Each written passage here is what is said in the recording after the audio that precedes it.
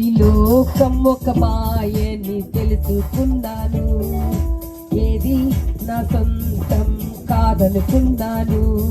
ఈ లోకం ఒక మాయని తెలుసుకున్నాను, ఏది నా సొంతం కాదనుకున్నాను. తప్పిపోయిన కుమారుణ్ణి నేనైతే నా కొరకై నిరీక్షించే తండ్రి నా యేసు. తప్పిపోయిన కుమారుణ్ణి నేనైతే నా కొరకై నిరీక్షించే తండ్రి నా యేసు. ఈ లోకమ